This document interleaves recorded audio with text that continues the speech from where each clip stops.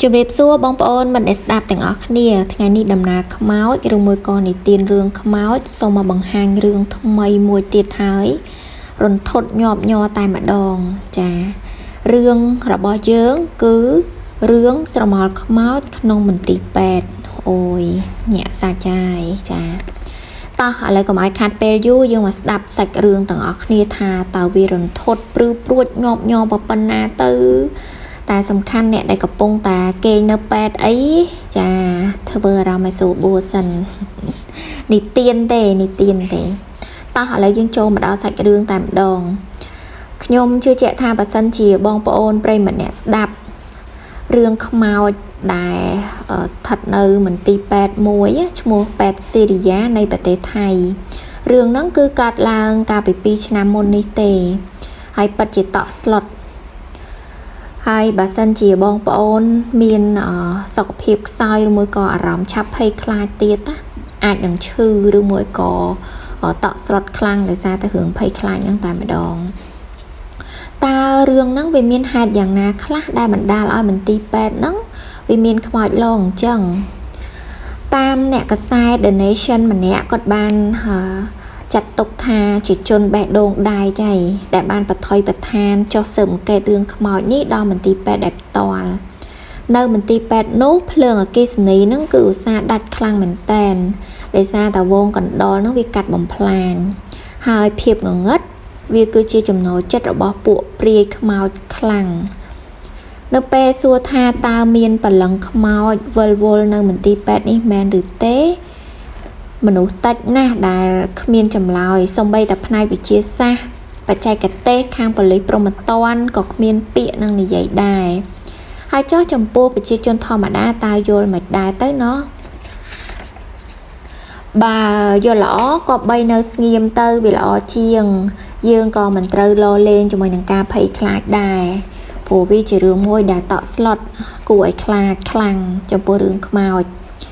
វិជ្ជបណ្ឌិតម្នាក់ឈ្មោះសាបាដែលជាសាស្ត្រាចារ្យនៅសាលាបច្ចេកទេសពេទ្យទើបហ៊ានឆ្លើយថាមានអូយគាត់ឆ្លើយថាមានណាបងប្អូន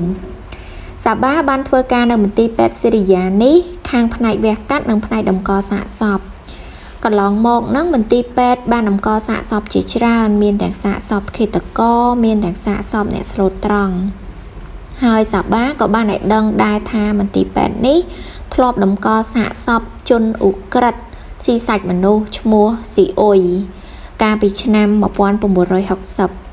ហើយបន្ទប់ធ្វើការរបស់សាបាហ្នឹងគឺវារាងចង្អៀតហើយពន្លឺគឺវាព្រាលជះពីអំពូលភ្លើងកញ្ចក់ដែលព្យួរនៅលើក្បាលហ្នឹងគឺតិចតួចខ្លាំងមែនតែនផ្ទៃមុខរបស់លោកស្ថិតនៅក្នុងពន្លឺស្ទង់ដូច្នោះមើលទៅគឺវាអត់ខុសអ្វីពីសាកសពទេសាបាគាត់បានអះអាងជានិច្ចថាអ្វីដែលគាត់និយាយសុទ្ធតែជាការពិត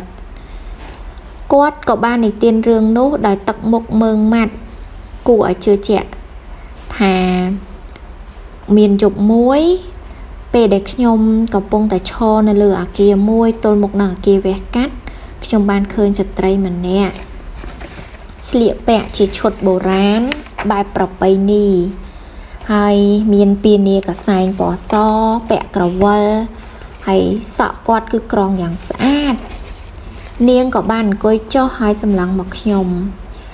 បន្ទាប់មកស្រាប់តែរូបនាងនឹងរលាយខ្សលបាត់ទៅដូចជាផ្សែងអញ្ចឹងនាងនោះតែងតែបង្ហាញខ្លួនឲ្យខ្ញុំឃើញនឹងគឺវាច្រើនដងខ្លាំងណាស់លើសពីនេះទៀតមានម្ដងនោះពេលដែលខ្ញុំទៅដល់ផ្ទះហើយទើបដឹងថាផ្លិចសៀវភៅនៅជាន់ទី2នៃអគារវះកាត់ខ្ញុំក៏បកមកមន្ទីរពេទ្យវិញនៅយប់នោះតែម្ដងនៅពេលដែលខ្ញុំចូលទៅក្នុងបន្ទប់ផុតចុងបំផុតណាបងប្អូនស្រាប់តែទ្វារបន្ទប់ហ្នឹងបិទលាន់ឬក្រាំងពីក្រោយខ្នងខ្ញុំពេលនោះគឺអត់មានខ្យល់អីសោះដូច្នេះទ្វារនេះគឺវាមិនអាចនឹងធ្វើសកម្មភាពបានទេខ្ញុំក៏នឹកគិតភ្លាមថាមានគេចង់លេងនឹងខ្ញុំហើយមើលទៅខ្ញុំក៏កញ្ឆក់យកសៀវភៅហ្នឹងរួចស្ទុះចេញពីបន្ទប់នោះតាមសមត្ថភាពដែលខ្លួនអាចធ្វើបានសាបាបានឲ្យដឹងថានៅអគារវះកាត់នេះ បានคล้ายទៅជាប្រធានបទនៃរឿងខ្មោចក្នុងចំណោមនិស្សិតពេទ្យទាំងអស់ទៅហើយសាកសពរាប់មិនអស់ដែលបានយកមកកាន់ទីនេះគឺសម្រាប់ធ្វើការស្រាវជ្រាវមន្ទីរពេទ្យនេះក៏វិលវល់ទៅដោយប្រឡឹងសាកសពទាំងនោះដែរកាលពីសាបានៅជានិស្សិតនៅឡើយគឺគាត់ធ្លាប់បានកាន់លលាក្បាលនិងឆ្អឹងមនុស្សពីមន្ទីរពេទ្យនេះយកទៅស្រាវជ្រាវនៅឯផ្ទះផងដែរហើយនៅយប់នោះពេលដែលគាត់កំពុងតែអានសៀវភៅគាត់ហាក់ដូចជាមានអារម្មណ៍ថាមានអ្នកណាម្នាក់ហ្នឹងកំពុងតែសម្លឹងមើលគាត់ពីក្រោយខ្នងគាត់និយាយថាពេលខ្ញុំបែរមកអត់មានឃើញអ្នកណាទាំងអស់ខ្ញុំពិតជាពុំខ្លាចខ្មោចទេខ្ញុំអង្គុយនៅចុងម្ខាងនៃកៅអីចំណែកនៅចុងម្ខាងទៀតដែលនៅទំនេរនោះវាហាក់ដូចជាមានទម្ងន់សង្កត់ធ្វើឲ្យកៅអីនឹងផ្អៀងទៅនៅពេលដែលខ្ញុំឡើងទៅលើគ្រែខ្នើយរបស់ខ្ញុំដូចជាត្រុតចុះហាក់ដូចជាមានអ្នកណាម្នាក់ទើបនឹងដេករួចខ្ញុំបាននិយាយរឿងនេះប្រាប់គ្រូនិងមិត្តភ័ក្តិខ្ញុំហើយពួកគេក៏តបថាក៏ធ្លាប់ជួបប្រទះសភាពប្រហាក់ប្រហែលនេះដែរនេះប្រហែលជាប្រឡឹងរបស់សាកសពចង់នៅជាមួយនឹងខ្ញុំហើយគិលានុបដ្ឋាយិកាម្នាក់នៅមន្ទីរពេទ្យក៏ធ្លាប់ពើប្រទះនឹងប្រឡឹងខ្មោចជាច្រើនលើកដែរនៅយប់មួយពេលយាមប្រចាំការនាងកំពុងតែអង្គុយអានឯកសារស្រាប់តែមានបុរសម្នាក់ក្នុងសម្លៀកបំពាក់រហែករយិរយាបានដើរកាត់តាមមាត់ទ្វារសម្ដៅទៅកាន់គ្រែអ្នកជំងឺម្នាក់អ្នកនាងគិលានុបដ្ឋាយិកាក៏បានបន្តថាជននោះបានឈរត្រឹងសម្លឹងទៅអ្នកជំងឺកំពុងដេកនៅលើគ្រែហើយអ្នកជំងឺដែលទើបនឹងវះកាត់ដាក់ក្របភ្នែកថ្មីដែលបានពិសាកសពដែលស្លាប់ទៅជននោះបានអោនសម្លឹងទៅមើលអ្នកជំងឺអស់មួយសន្ទុះរួចក៏រលាយបាត់ស្រមោលទៅលោកវិជ្ជបណ្ឌិតម្នាក់ទៀតឈ្មោះអាយិនប៊ុនយ៉ាកេតបានបោះពុម្ពផ្សាយសៀវភៅមួយក្បាលដែលមានចំណងជើងថារឿងប៉ិតពិបាកនឹងជឿដែលលោកបានសរសេររំលឹកឡើងវិញកាលពីឆ្នាំ1961នាចំនួនលោកជានិស្សិតកំពុងរៀននៅមន្ទីរពេទ្យស៊ីរីយ៉ានេះ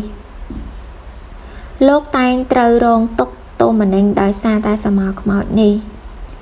ខ្មោចបានរំខានលោករហូតដល់មានការគៀបសង្កត់ដល់អារម្មណ៍របស់លោកយ៉ាងខ្លាំងក្លាមែនទែនហើយលើសពីនេះគឺ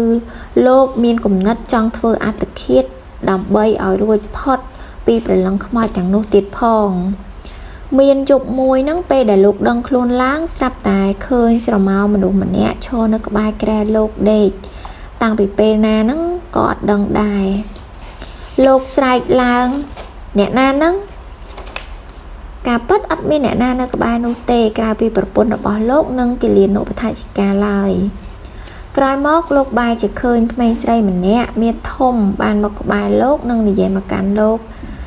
ដើម្បីអះអាងចំពោះប្រការនេះលោកវិជ្ជបណ្ឌិតម្នាក់ទៀតបានសំណូមពរឲ្យប្រពន្ធលោកប៊ុនចាកេតនិយាយឡើងវិញនៅរឿងនោះក្មេងស្រីដែលមានមាឌធំបាននិយាយមកកាន់លោកប៊ុនចាកេតថានាងបានស្លាប់ដោយរោគធាត់នៅបន្ទប់មួយនេះកាលពី2ឆ្នាំមុនហើយក្មេងស្រីនោះក៏បាននិយាយទៀតថាខ្ញុំក៏នៅមានមិត្តម្នាក់ទៀត